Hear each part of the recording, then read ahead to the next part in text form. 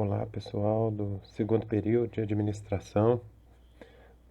Vamos retornar ao nosso trabalho, direito empresarial, mais uma vez, para identificar. E nós estamos na aula 8 no nosso cronograma. Nessa aula 8, nós vamos concluir o estudo do empresário individual e nós vamos iniciar o estudo do estabelecimento empresarial. Então, nessa aula, nós temos duas palavras-chave para a gente trabalhar, tá joia? Então, só para a gente retomar, vamos retomar a palavra-chave empresário? O empresário, eu já expliquei para vocês, nós temos um conceito legal. O que é um conceito legal? É um conceito que está previsto na lei. Isso é importante? É importantíssimo, porque quando nós temos um conceito previsto em lei, isso se torna um argumento de autoridade nos usos de determinados documentos. Então, o que é um empresário? O empresário ele pode ser uma pessoa natural ou uma pessoa jurídica que explora atividade economicamente organizada. Onde está a previsão legal desse conceito? Está no artigo 966 do Código Civil, que nós já lemos várias vezes, mas cai muito nas provas, nos concursos, que diz que considera-se empresário aquele que exerce profissionalmente atividade econômica organizada para produção, circulação de bens e serviços. Esses são os elementos do conceito legal de empresário, tá joia? O que nós já estudamos também? Nós já estudamos as espécies de empresário no direito brasileiro. E aqui prestem atenção, nós só temos 3 tipos de empresário. Então nós temos o empresário individual, que é a pessoa natural. Nós temos a EIRELI, que nós já havíamos falado, que é a empresa individual de responsabilidade limitada, é uma pessoa jurídica. E nós temos a sociedade empresária, que é a pessoa jurídica. Na aula passada, nós já começamos a falar um pouquinho sobre a pequena empresa, a microempresa e o microempreendedor individual. Estes 3 termos que eu acabei de falar, eles não são conceitos no que se refere à classificação de empresário. Eles são conceitos do direito tributário, do enquadramento tributário das figuras empresariais.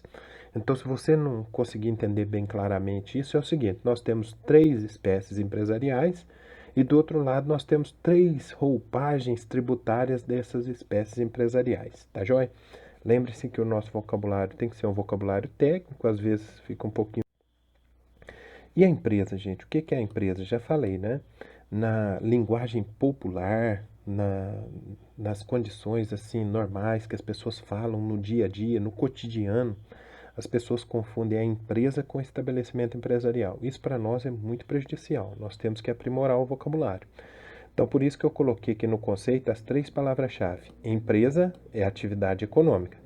Empresário é aquele que exerce a atividade econômica.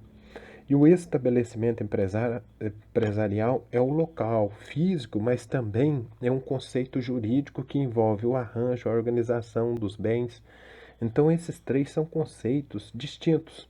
Por isso que eu coloquei aqui, ó, empresa, atividade econômica organizada, é a organização dos 4 fatores de produção, mão de obra, insumo, capital e tecnologia. Empresário é o sujeito que exerce ou explora a empresa. Aí por isso que nós temos empresário individual, sociedade empresária e EIRELI. E o estabelecimento empresarial é o complexo de bens. Preste atenção nisso, ó, é o complexo de bens. E quando nós falamos em bens, nós falamos em bens materiais e bens imateriais, ok?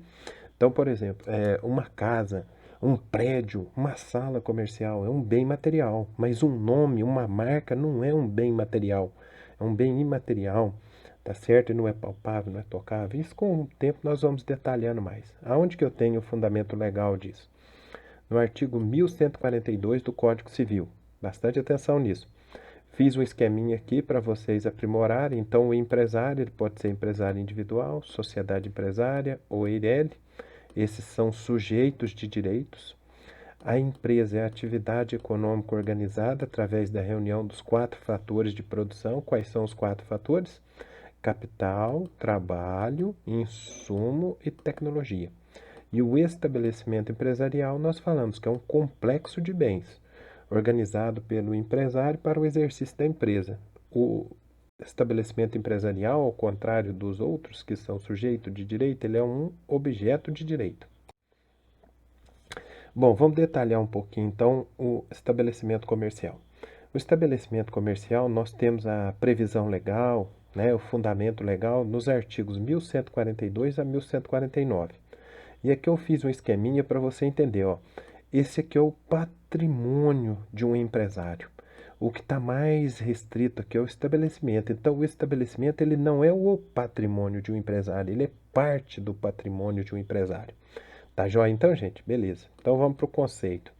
No artigo 1142, eu tenho que considera-se estabelecimento empresarial complexo de bens organizado para o exercício da empresa por empresário ou sociedade empresária. Então, a palavra-chave bens, nós temos que saber que nós temos bens corpóreos ou bens materiais, como móveis, equipamentos, maquinários, mercadoria, assim vai, ou bens incorpóreos, que são, por exemplo, o ponto comercial, a marca, a patente, o domínio. Nós temos o enunciado 7 da primeira jornada de direito comercial que fala que, grifem comigo, o nome do domínio integra o estabelecimento empresarial. Então imagina que você compra um determinado estabelecimento empresarial, aquele estabelecimento empresarial tem uma página na internet, tem uma página no Facebook, tem um Instagram, isso compõe a compra, ok? O enunciado 488 da quinta jornada de direito civil também fala que, no que se refere ao artigo 1142 do Código Civil e à súmula 451 do Superior Tribunal de Justiça, admite-se a penhora do website e de outros intangíveis, bens intangíveis, relacionados ao comércio eletrônico. Então, nós temos exemplos aqui de estabelecimentos empresariais, ó, supermercados, farmácias, academias de ginástica. O estabelecimento empresarial, então, eu acabei de falar com vocês, ele é diferente do patrimônio. É a imagem introdutória aqui da parte do estabelecimento empresarial. Um exemplo que eu pude colocar aqui para vocês é uma padaria. Ela possui 2 imóveis, sendo utilizada para sua sede ou outro alugado. E o dinheiro do aluguel ele é utilizado para a compra de mercadorias para a padaria, que por sua vez está sediada no primeiro. Então, o imóvel alugado, que eu quero que vocês prestem bastante atenção, o imóvel alugado, ele não integra o conceito de estabelecimento empresarial. Por quê? Só o primeiro imóvel que está sediando o estabelecimento empresarial. Porque, ainda que o dinheiro do imóvel alugado seja destinado à compra de mercadorias, ele não está sendo utilizado diretamente pela atividade empresarial, tá certo? Então, qual que é a nossa conclusão? Ele faz parte do patrimônio da pessoa jurídica, mas não é estabelecimento empresarial. Aí, o que nós temos que raciocinar? O estabelecimento, dessa forma, ele é o quê? Ele é aquilo que nós acabamos de falar, que é conjuntamente com outros bens, ele integra o patrimônio da pessoa jurídica. O patrimônio, que é aquilo que eu destaquei no esquema, ele pode ir muito além do estabelecimento empresarial.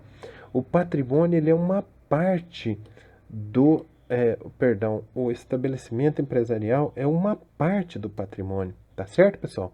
Então pode ser ações da empresa, o patrimônio ele pode envolver ações da empresa, imóveis, carros, muitas coisas que estejam relacionadas à atividade empresarial. O 8.3, eu quero ver aqui com vocês qual que é a natureza jurídica do estabelecimento empresarial. Isso também cai muito em provas e concursos. O artigo 1143 do Código Civil diz o seguinte: pode o estabelecimento, e nós já sabemos estabelecimento empresarial, ser objeto unitário de direitos. Então, quando fala que ele pode ser objeto unitário de direitos, ele pode ser vendido de maneira isolada. Mas, além disso, o que diz aqui? Ele pode ser objeto de negócios jurídicos, olha a palavrinha, translatícios. Quando você não entender o que é um objeto jurídico que poderia ser negociado de maneira translatícia, cuidado aqui com a língua portuguesa. translatício vem de transferir. Então, quando eu tenho aqui um negócio jurídico translativo, é porque ele transferiu aquele bem para outra pessoa, ok? Ou constitutivo. Olha a língua portuguesa, constituir. E aí lá para frente, quando a gente estiver estudando um pouco mais o direito societário, nós vamos ver a integralização do capital social, por exemplo, de uma empresa, de uma sociedade empresária. Esse patrimônio ele pode ser usado para constituir. Constituir é a mesma coisa que formar, que sejam compatíveis com a sua natureza, tá certo? Então, na condição de objeto de direito, o estabelecimento empresarial ele é uma universalidade. Cuidado com essa palavrinha-chave. Por que nós chamamos ele de universalidade? Porque universalidade significa conjunto de bens.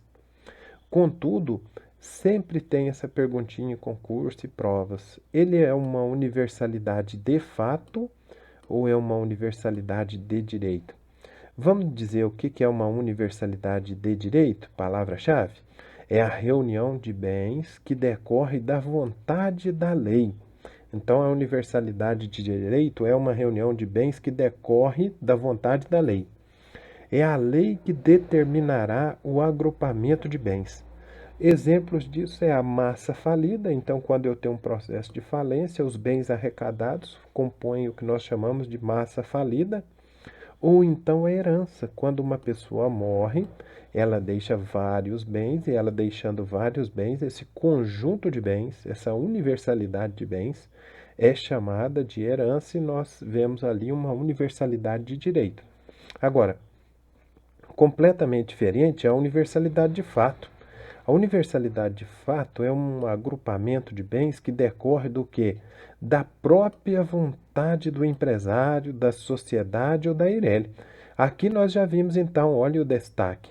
O estabelecimento empresarial é uma universalidade de fato. Entendam bem isso. Bom, aí vem a penhora. Seria possível a penhora do estabelecimento empresarial? Aí vem a súmula 451 e diz: é legítima, ou seja, é permitida, a penhora da sede do estabelecimento comercial. Lembrando, comercial sinônimo de empresarial. Então fiquem atentos a isso, que se diante de uma determinada dívida, o empresário, a sociedade empresária estiver devendo, pode ocorrer a penhora do estabelecimento empresarial. É uma medida excepcional porque vai prejudicar, sem dúvida nenhuma, a atividade empresarial, mas é possível. Tanto que o nosso Código de Processo Civil atual, ele regulamentou o assunto.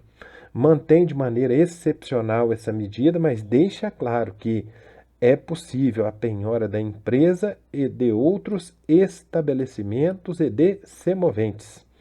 Então, no artigo 862 do Código de Processo Civil, deixa claro que quando a penhora recair sobre estabelecimento comercial, industrial ou agrícola, bem como semoventes, são os animais, plantações, edifícios em construção, o juiz nomeará, então aqui o juiz nomeará um administrador depositário, determinando-lhe que apresente em 10 dias o plano de administração.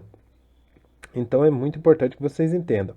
É possível a penhora do estabelecimento empresarial? Sim, mesmo que isso cause grave dificuldade à atividade empresarial, é muito importante.